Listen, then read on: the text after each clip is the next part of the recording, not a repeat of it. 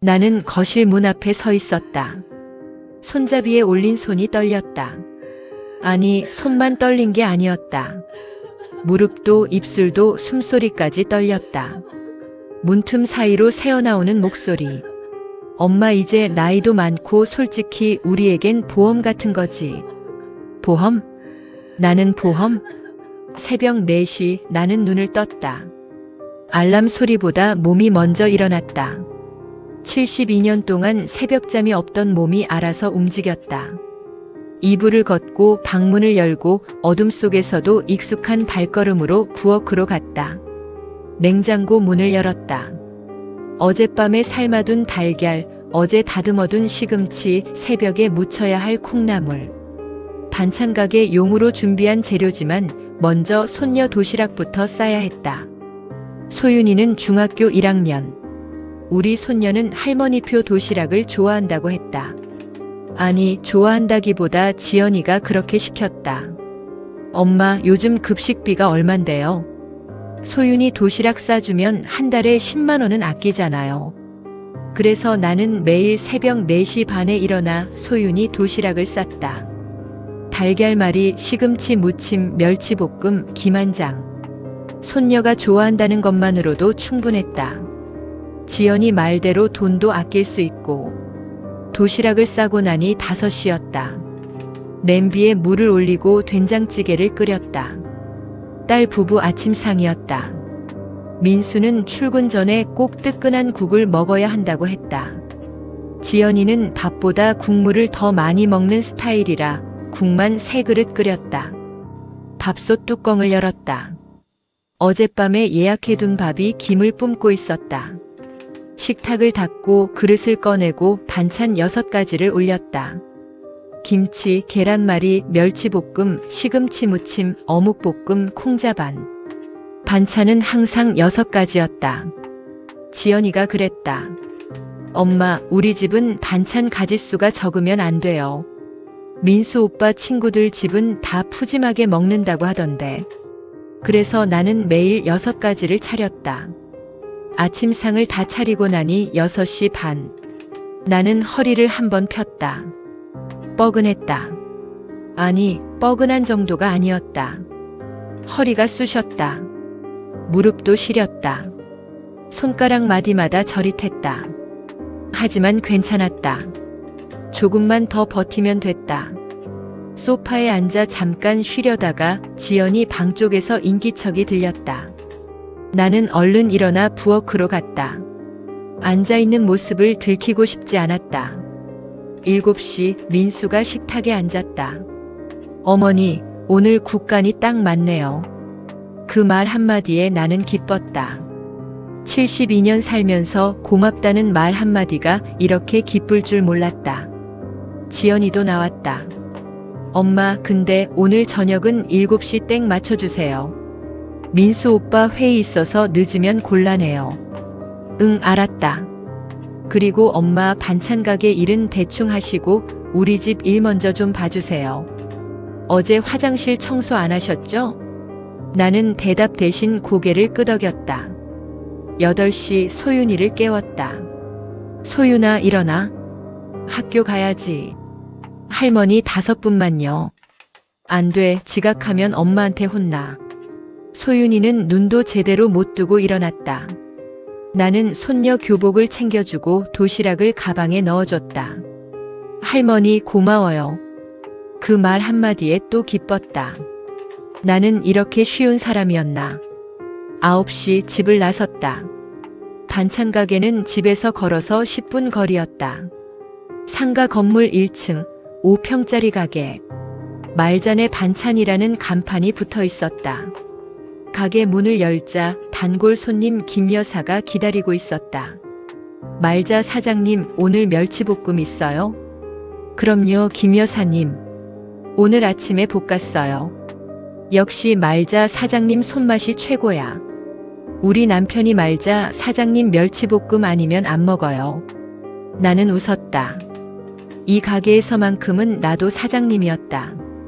오후 2시 가게 문을 닫고 집으로 돌아왔다. 설거지가 그대로 쌓여 있었다. 아침에 먹고 간 그릇들, 어젯밤 야식 그릇까지.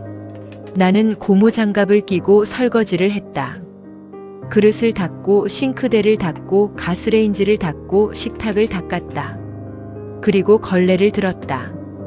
거실, 안방, 작은 방, 화장실. 무릎을 꿇고 바닥을 닦았다. 손이 저렸다. 허리가 아팠다. 하지만 괜찮았다. 조금만 더 버티면 됐다. 5시 저녁 준비를 시작했다. 민수가 좋아하는 제육볶음을 만들었다. 지연이가 좋아하는 된장찌개도 끓였다. 밥을 짓고 반찬 6가지를 또 차렸다. 6시 50분. 식탁이 완성됐다. 나는 소파에 앉아 숨을 돌렸다. 7시 정각 민수가 들어왔다. 어머니, 오늘도 정확하시네요. 나는 웃었다. 저녁상을 받는 사위의 얼굴이 밝았다. 지연이도 만족스러운 표정이었다. 엄마, 오늘 제육 맛있네요. 나는 그 말 한마디에 또 기뻤다. 저녁을 먹고 설거지를 하고 부엌을 정리했다. 그리고 내 방으로 들어가려다 화장실에 가고 싶어 복도에 섰다. 그때였다. 거실에서 지연이와 민수의 목소리가 들렸다. 엄마 이제 나이도 많고. 나는 발을 멈췄다. 솔직히 우리에겐 보험 같은 거지. 보험? 나는 거실 문 앞에 섰다. 손잡이에 손을 올렸다. 손이 떨렸다. 숨소리가 떨렸다. 나는 거실 문 앞에 서 있었다. 손잡이에 올린 손이 떨렸다. 문틈 사이로 새어나오는 목소리. 엄마 이제 나이도 많고 솔직히 우리에겐 보험 같은 거지. 나는 숨을 참았다. 지연이의 목소리가 이어졌다. 근데 엄마 허리 안 좋으시잖아. 쓰러지기 전에 가게부터 정리해야 되는 거 아니야? 민수가 대답했다. 그러니까요. 나중에 상속 문제 생기기 전에 명의부터 바꿔놔야 될 것 같은데. 집도 그렇고 엄마 명의로 되어 있는 거 다 정리해야 돼. 만약에라도 무슨 일 생기면 복잡해지잖아. 맞아요. 그리고 솔직히 엄마가 계속 여기 계시는 것도 우리가 부담이긴 하죠. 부담이지. 근데 요양원 보내자니 사람들 눈도 있고. 나는 벽에 등을 기댔다. 다리에 힘이 풀렸다. 무릎이 꺾였다. 나는 그대로 주저앉았다. 복도 바닥은 차가웠다. 내 심장보다 차가웠다. 그날 밤부터 허리가 더 아팠다. 아니, 원래 아팠는데 참았던 것일 수도 있었다. 며칠 뒤 아침에 일어나려는데 허리가 움직이지 않았다. 침대 끝을 잡고 간신히 몸을 일으켰다. 식은 땀이 흘렀다. 지연이가 방문을 열었다. 엄마, 왜 아직도 안 나오세요? 아침 준비 안 하셨어요? 지연아, 엄마가 좀 허리가. 에휴, 엄마. 병원 가세요, 병원. 근데 오늘은 제가 출근해야 돼서요. 저녁 때 같이 가요. 저녁은 오지 않았다. 결국 나는 혼자 택시를 타고 병원에 갔다. 정형외과 의사는 엑스레이를 보더니 고개를 저었다. 어머님, 이거 수술 미루시면 안 됩니다. 신경 눌려서 다리 마비 올 수 있어요. 수술이요? 네. 빠르면 이번 주 안에 하시는 게 좋겠어요. 나는 휴대폰을 꺼내 지연이에게 전화했다. 엄마, 저 지금 회의 중인데요. 급한 거예요? 지연아, 엄마가 허리 수술을 해야 한대. 수술? 아, 그래요? 근데 엄마, 저 이번 주 프로젝트 마감이라 시간이 안 돼요. 혼자 하실 수 있죠? 응. 전화를 끊었다. 의사가 나를 보고 있었다. 나는 웃었다. 괜찮아요. 혼자 할 수 있어요. 수술 당일 아침. 민수는 당직이라고 했다. 지연이는 회의가 있다고 했다. 소윤이는 학교에 갔다.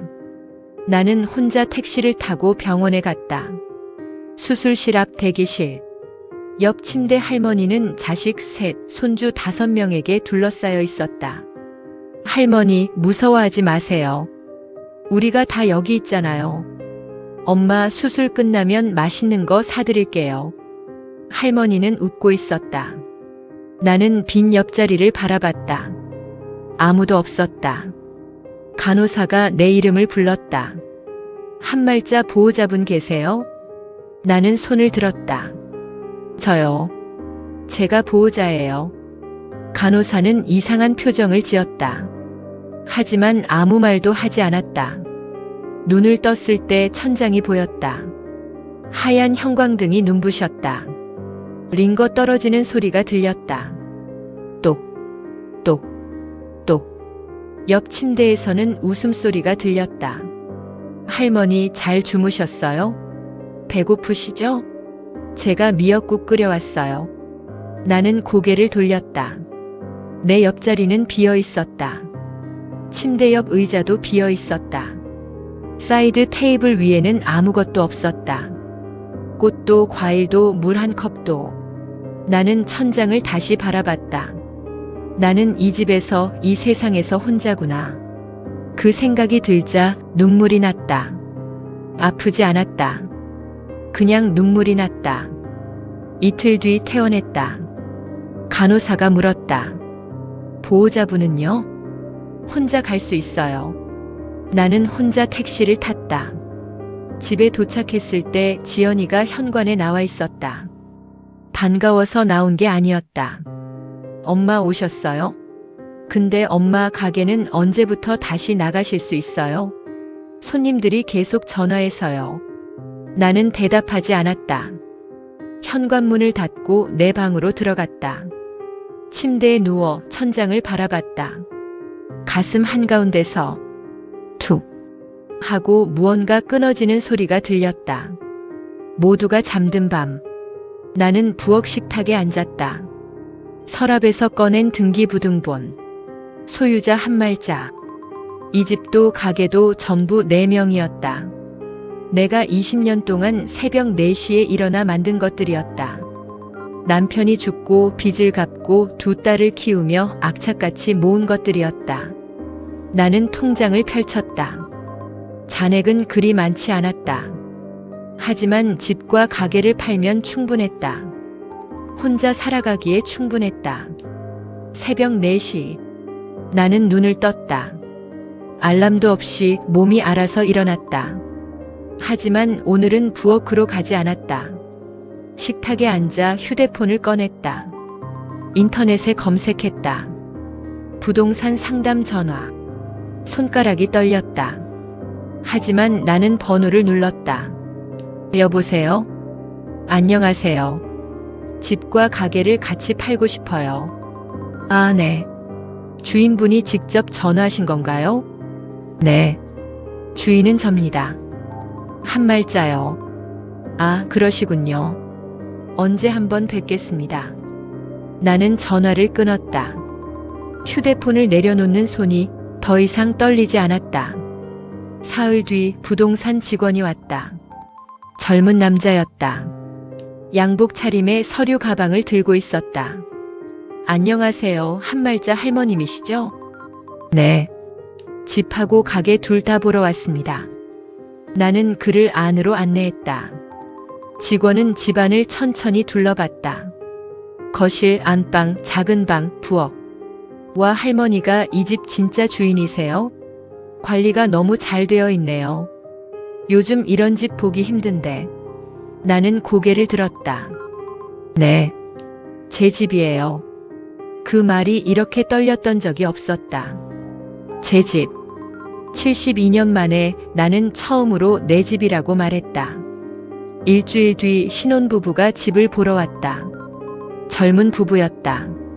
남편은 아내의 손을 잡고 있었고 아내는 배가 불러 있었다. 여보, 여기 좋은데? 가게도 있고 집도 넓고. 그러게. 우리 아기 키우기 딱 좋을 것 같아. 아내가 부엌을 보며 웃었다. 할머니, 여기서 행복하셨죠? 나는 대답하지 못했다. 행복했나? 모르겠다. 나는 그저 고개만 끄덕였다. 부부는 그 자리에서 계약금을 냈다.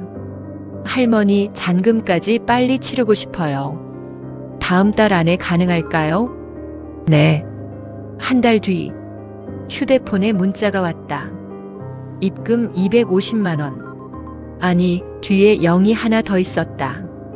2,500만 원. 집과 가게를 합쳐 3억. 내 인생 72년의 값이 숫자로 찍혀 있었다. 나는 휴대폰을 내려다봤다. 기뻤다. 하지만 동시에 허탈했다. 이렇게 간단히 정리되는구나. 그 주 지연이가 말했다. 엄마, 이번엔 진짜 쉬세요. 우리끼리 가족 여행 다녀올게요. 가족 여행? 네. 제주도 3박 4일이요. 민수 오빠 휴가 나서요. 그래. 소윤이도 방학인데 어디 좀 데리고 가야죠. 엄마는 집에서 편히 쉬세요. 나는 웃었다. 가족 여행. 나는 가족이 아니었구나. 딸 가족이 떠난 다음 날 아침. 나는 박스를 꺼냈다. 내 방부터 정리했다. 옷가지 몇 벌, 오래된 앞치마, 손때 묻은 냄비 2개, 남편 사진 3장. 그게 전부였다. 박스 하나로 충분했다. 나는 박스를 바라보며 웃었다. 내 물건이 이렇게 적었나. 72년을 살았는데 내 것이라고 할 수 있는 게 박스 하나였다. 사흘 뒤 딸 가족이 돌아왔다. 가방을 끌고 현관문을 열던 지연이가 멈춰섰다. 엄마. 거실에는 박스가 쌓여 있었다. 가게 간판은 내려져 있었다. 민수가 황급히 안으로 들어왔다. 어머니, 이 박스들이 도대체 뭐예요? 나는 소파에 앉아 있었다. 가방 하나가 내 옆에 놓여 있었다. 이사 가려고. 이사요? 집도 가게도 팔았어. 침묵. 지연이 얼굴이 하얗게 질렸다. 엄마, 무슨 소리예요? 장난치시는 거예요? 장난 아니야. 계약 끝났어. 잔금도 받았고. 민수가 소리쳤다. 어머니, 왜 우리한테 말도 안 하시고. 나는 민수를 바라봤다. 말해야 했어? 당연하죠. 우리가 여기 사는데. 이 집은 내 집이 아니야. 뭐라고요? 전기세 한 번이라도 내 이름으로 낸 적 있어? 수도세는? 가스비는? 민수는 말이 없었다. 지연이가 울먹이며 말했다. 엄마, 그럼 우리는 어떡하라고요? 너희가 알아서 해. 엄마. 나는 지연이를 똑바로 바라봤다. 너희는 나를 가족이 아니라 보험이라고 했지. 지연이 입술이 떨렸다. 그걸 들으셨어요? 응. 다 들었어. 엄마, 그건 뭐? 사실이잖아. 지연이 고개를 숙였다. 민수가 다시 말했다. 어머니, 그래도 이건 너무하시는 거 아닙니까? 우리한테 미리 말이라도 하시지. 내가 허리 수술할 때 너희는 어디 있었어? 그건 저희도 바빴고. 나도 바빴어. 72년 동안. 나는 가방을 들고 일어섰다. 이번 주 금요일까지 짐 빼. 그날 이 집 새 주인이 들어와. 지연이 소리쳤다. 엄마 정말 이기적이세요. 나는 문을 열다 멈췄다. 이기적. 그래.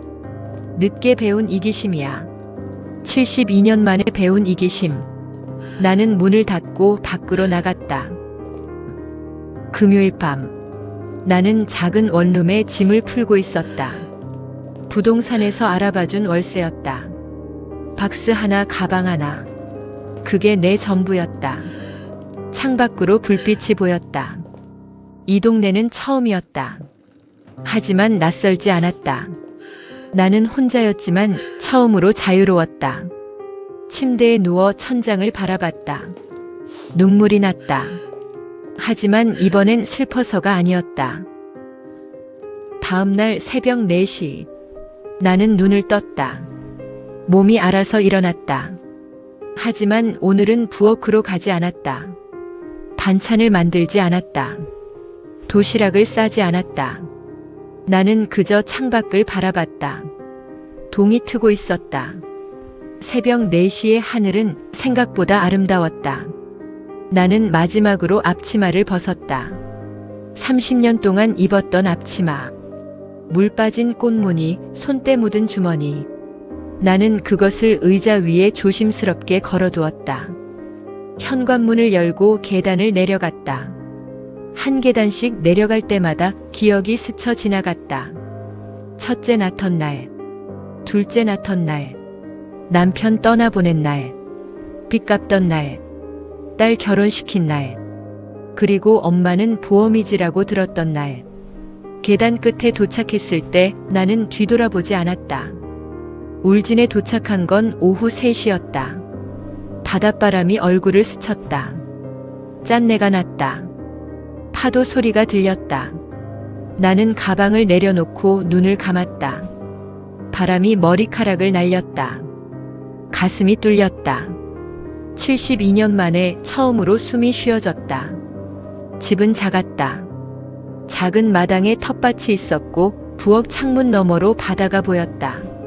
나는 박스를 풀었다. 옷가지 몇 벌, 냄비 2개, 남편 사진. 그게 전부였지만 이 집은 처음으로 내 것 같았다. 나는 마루에 앉아 창밖을 바라봤다. 파도가 밀려왔다 밀려갔다. 눈물이 났다. 이번엔 슬퍼서가 아니었다. 다음 날 옆집 할머니가 인사를 왔다. 어머, 새로 오셨어요? 혼자 사세요? 네. 이제 저 혼자예요. 아이고, 이름이 어떻게 되세요? 한말자요. 아, 말자씨. 반가워요. 나는 김순자라고 해요. 말자씨. 누군가 나를 엄마가 아니라 이름으로 불렀다. 나는 처음으로 내 이름이 좋았다. 일주일 뒤 나는 강아지를 입양했다. 작은 믹스견. 이름은 아리. 매일 새벽 5시 나는 아리와 바닷가를 걸었다. 파도 소리, 갈매기 울음소리, 아리의 발자국 소리. 아침 해가 떠올랐다. 나는 멈춰 서서 그것을 바라봤다. 새벽 5시가 이렇게 아름다운 줄 몰랐다. 텃밭에 상추를 심었다. 고추도 심었다. 오이도 심었다. 흙을 만지는 손이 떨렸다. 하지만 이번엔 피곤해서가 아니었다. 기대 때문이었다. 내가 심은 것이 자라나는 걸 보는 기대. 나는 매일 텃밭에 물을 주었다. 씨앗이 싹을 틀었다. 나도 싹을 틔우고 있었다. 동네 시장에 갔다. 어머, 말자씨 오늘 얼굴 좋아 보이네. 생선 가게 아저씨가 웃으며 말했다. 나는 웃었다. 그래요? 그럼요. 요즘 행복하시나 봐요. 행복. 그 단어가 낯설었다. 하지만 부정하지 않았다. 어쩌면 조금은 행복했는지도 몰랐다. 3달 뒤 지연이에게 전화가 왔다. 엄마. 목소리가 떨렸다. 응. 엄마, 요즘 어떻게 지내세요? 잘 지내. 엄마, 나 한번 갈게요. 소윤이랑 같이요. 나는 망설였다. 하지만 거절하지 않았다. 그래. 와. 토요일 오후 지연이와 소윤이가 왔다. 차에서 내린 지연이는 야윈 얼굴이었다. 엄마. 들어와. 나는 문을 열어줬다. 지연이는 집 안을 둘러봤다. 엄마, 여기 좋네요. 응. 엄마 혼자 사시기에 딱 좋아요. 나는 차를 끓였다. 소윤이는 마당에서 아리와 놀고 있었다. 지연이가 말했다. 엄마, 그동안 미안했어요. 나는 차를 내려놓았다. 미안하다는 말은 이제 안 해도 돼. 엄마, 너도 힘들었을 거야. 나도 알아. 지연이 눈에 눈물이 고였다. 엄마, 그래도 너무 당연하게 생각했어요. 엄마가 항상 거기 있을 거라고. 나는 고개를 끄덕였다. 나도 그렇게 생각했어. 내가 항상 거기 있어야 한다고. 엄마, 다시 서울로 돌아오시면 안 돼요? 나는 고개를 저었다. 안 돼. 엄마, 나는 이제 여기서 내 나머지 인생을 살 거야. 지연이 입술을 깨물었다. 내가 진짜 효도하고 싶으면 내 삶을 내 힘으로 꾸려. 알았어요. 그날 저녁 지연이가 된장찌개를 끓였다. 엄마, 맛 좀 봐주세요. 나는 국자로 국물을 떠서 맛봤다. 간이 딱 맞네. 지연이가 웃었다. 엄마가 맨날 끓여주신 거 보고 배웠어요. 나는 식탁에 앉았다. 지연이가 밥을 퍼주었다. 소윤이가 반찬을 날랐다. 그 모습을 보며 나는 생각했다. 아, 내가 앉아서 받는 자리가 이렇게 어색한 거구나. 하지만 나쁘지 않았다. 해가 지고 지연이와 소윤이는 돌아갔다. 엄마, 다음 달에 또 올게요. 응. 조심히 가. 사랑해요, 엄마. 지연이가 처음으로 그 말을 했다. 나는 손을 흔들며 대답했다. 나도. 차가 멀어졌다. 나는 집으로 돌아왔다. 밤, 나는 서랍을 열었다. 그 안에는 깨끗이 세탁한 낡은 앞치마가 접혀 있었다. 나는 그것을 꺼내 한참 바라봤다. 그리고 다시 조용히 접어 넣었다. 이제 나는 그것을 입지 않아도 됐다. 나는 마루에 앉아 창밖을 바라봤다. 달이 떠 있었다. 바다 위로 달빛이 부서졌다. 파도 소리가 들렸다. 아리가 내 옆에 누웠다. 나는 아리의 머리를 쓰다듬었다. 나는 이제 누구의 앞치마가 아니다. 누구의 엄마만도 아니다. 나는 이제 한 말자로 산다. 내 이름으로, 내 시간으로, 내 숨으로. 늦게 온 봄이지만 그래도 내 봄이다.